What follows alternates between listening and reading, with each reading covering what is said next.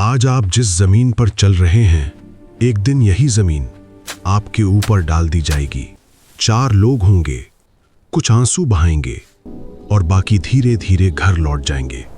लेकिन असली कहानी उसके बाद शुरू होती है, जब आखिरी मिट्टी गिरती है और कदमों की आवाज दूर होती जाती है, क्योंकि फिर आप अकेले होंगे और फिर होगा कब्र का पहला दिन।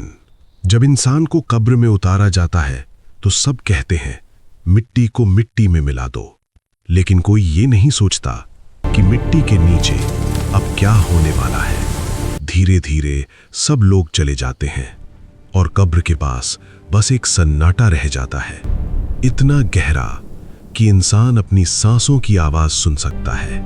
कब्र में न मोबाइल है, न रोशनी, न दोस्त, न रिश्तेदार, बस अंधेरा और सन्नाटा।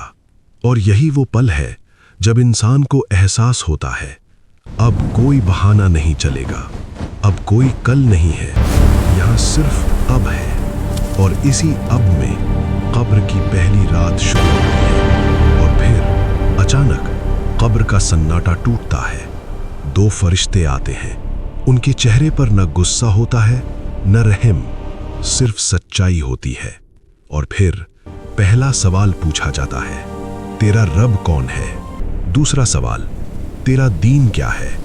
और तीसरा, जिस इंसान को भेजा गया उसके बारे में तू क्या कहता है? यहां जवाब किताबों से नहीं निकलते, यहां जवाब आपकी जिंदगी से निकलते हैं। अगर इंसान ने दुनिया में अल्लाह को याद किया तो कब्र उसके लिए रोशन हो जाती है, कब्र फैल जाती है और एक खिड़की खुलती है जहां से जन्नत की हवा आती है। लेकिन अगर इंसान ने नमाज को हल्का समझा, गुनाह को मामूली समझा और दिल को पत्थर बना लिया तो कब्र उसके लिए सिकुड़ जाती है, इतनी तंग कि पसलियां आपस में मिल जाती हैं। और उस अंधेरे में इंसान सिर्फ एक बात सोचता है, काश मुझे एक मौका और मिल जाता। उस दिन न पैसा साथ जाएगा, न नाम, न शोहरत, न रिश्ते, क्योंकि दुनिया कब्र तक छोड़ने आती है, लेकिन अंदर कोई नहीं जाता। कब्र में सिर्फ 3 चीजें साथ जाएंगी, आपके आमाल, आपकी नमाज और आपकी नीयत। बाकी सब यहीं रह जाएगा। लेकिन अल्लाह ने ये बातें इंसान को डराने के लिए नहीं बताई, बल्कि जगाने के लिए बताई, क्योंकि अभी आप सांस ले रहे हैं, अभी वक्त है। एक सजदा, एक सच्ची तौबा और एक सच्चा फैसला पूरी कहानी बदल सकता है।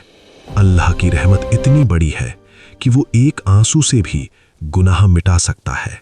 कब्र का पहला दिन आपसे कुछ नहीं मांगता, वो सिर्फ पूछता है कि तू किसके साथ जिया था, क्योंकि जिसके साथ तुम जीते हो उसी के साथ कब्र में भी रहना होगा।